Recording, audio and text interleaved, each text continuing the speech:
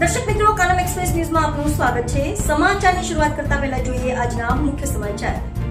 ગુજરાત સરકાર દ્વારા અમારા વાલ્મીકી સમાજને ખૂબ જ ભારે અન્યાય થાય છે અને હક અધિકારથી અમારા સમાજને વંચિત રાખવામાં આવે છે તેવા ગંભીર આક્ષેપ વાલ્મીકી સમાજના પ્રમુખ દ્વારા કરવામાં આવ્યા। સમસ્ત વાલ્મીકી સમાજ ગુજરાત અધિકાર યાત્રાનું આજરોજ બહુચરાજી મંદિર ખાતેથી બાબા સાહેબ આંબેડકરની પ્રતિમાને દીપ પ્રાગટ્ય અને ફુલાલ કરી રેલી કાઢી આયોજન કરવામાં આવ્યું હતું।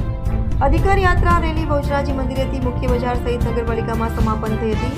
આ યાત્રામાં સમસ્ત વાલ્મીકી સમાજના ગુજરાત પ્રદેશ પ્રમુખ જીતુભાઈ બારૈયાએ યાત્રાનું બહુચરાજી મંદિરેથી દર્શન કરી યાત્રાનો શુભારંભ કર્યો હતો।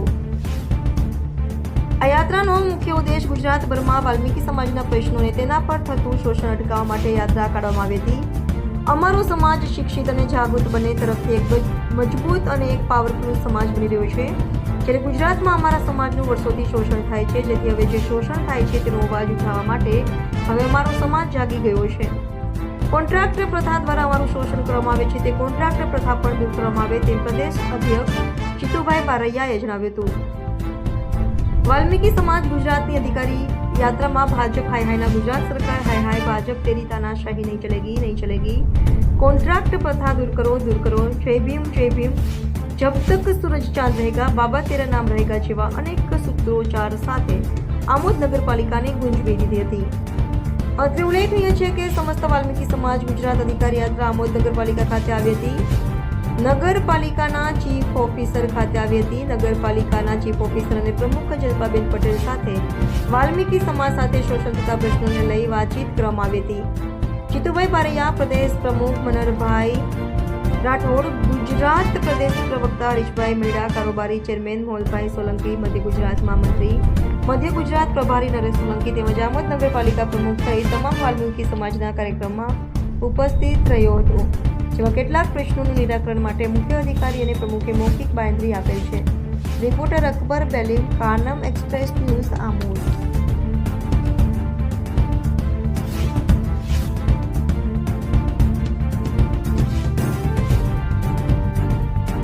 શું નામ તમારું? એમ કે રાઠોડ, સમસ્ત વાલ્મીકી સમાજ ગુજરાત પ્રવક્તા।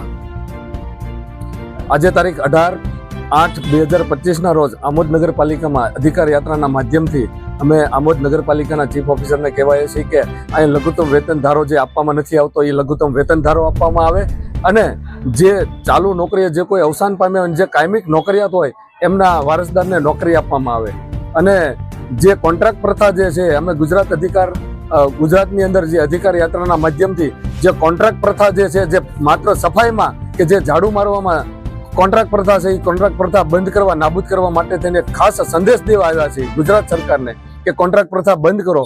કારણ કે કોન્ટ્રાક્ટમાં 100% જે સફાઈમાં અને ગટરોમાં કામ વાલ્મીકી કરતા હોય અને જ્યારે નોકરી આપવાની થાય ત્યારે અન્ય સમાજને રોસ્ટર પ્રથા લાવવામાં આવે છે, તો અમે કોન્ટ્રાક્ટ પ્રથા અને રોસ્ટર પ્રથા બે માત્ર સફાઈમાં અને ગટરમાં બંધ કરવાનું અમે ખાસ એલાન કરવા આવ્યા છે કે આ બે વસ્તુ બંધ કરો। કારણ કે આની અંદર વાલ્મીકી સમાજનું શોષણ થાય છે અને એને શોષિત કરવામાં આવે છે અને પીડિત કરવામાં આવે છે આ કોન્ટ્રાક્ટના માધ્યમથી। નગરપાલિકાની અંદર કોઈ પણ જાતની સેફટીના સાધનો વાલ્મીકી સમાજને આપવામાં આવતા નથી। ઊંડા ખાડાઓમાં અને ગટરમાં આ જે વાલ્મીકી સમાજ ઉતરે છે તેને લઈને ખૂબ જ દુઃખદની બાબત છે કે ભારત દેશ જ્યારે ચાંદ ઉપર જઈ રહ્યો હોય અને ગુજરાતના કે ભારત દેશના વાલ્મીકી સમાજના ગટરની અંદર ઉતરતા હોય ને કામ કરતા હોય, એ બહુ દુઃખદ બાબત છે અને ઘણા પણ આમાં મૃત્યુ થયા છે। સુપ્રીમ કોર્ટ અને માનનીય સુપ્રીમ કોર્ટ અને કેન્દ્ર સરકારની પણ સખ્ત અને ગાઈડલાઈન હોવા છતાં પણ એનું પાલન કરવામાં નથી આવતું, એ દુઃખદ બાબત છે।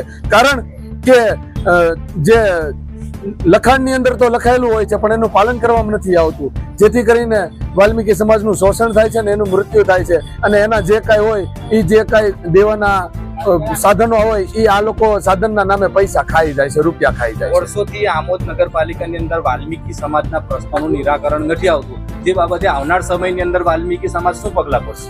આવનારા દિવસોની અંદર વાલ્મીકી સમાજ અત્યારે જે એમના નીતિ નિયમો અને એના જે હક અને અધિકારો જાણી ગયા છે, એટલે આવનારા દિવસોમાં આમોદમાં પણ જલદ કાર્યક્રમો થશે અને એના હક ને અધિકારો વાલ્મીકીઓ મેળવીને રહેશે। શું નામ? જીતુ બારૈયા, હોદ્દો તમારો? પ્રદેશ પ્રમુખ। શું કહેશો આજ રોજ આમોદ ખાતે જે અધિકાર યાત્રા કાઢવામાં આવી છે તેમાં અમારા 3 પ્રશ્નો લઈને પૂરા ગુજરાતમાં અધિકાર યાત્રા ફરવાની છે અને ખાસ કરીને ગુજરાત સરકાર દ્વારા અમારા વાલ્મીક સમાજ સાથે ખૂબ જ અન્યાય થાય છે અને હક અધિકારથી વંચિત રાખવામાં આવ્યો છે અમારા સમાજને, ત્યારે અમારો સમાજ હવે શિક્ષિત અને જાગૃત બંને તરફથી એક પાવરફુલ સમાજ બની રહ્યો છે અને ગુજરાતમાં આ સમાજનું ખૂબ વર્ષોથી શોષણ થયું આવ્યું છે. તો હવે જે શોષણ થાય છે તેના અવાજ ઉઠાવવા માટે પૂરા ગુજરાતનો અમારો સમાજ જાગી ગયો છે.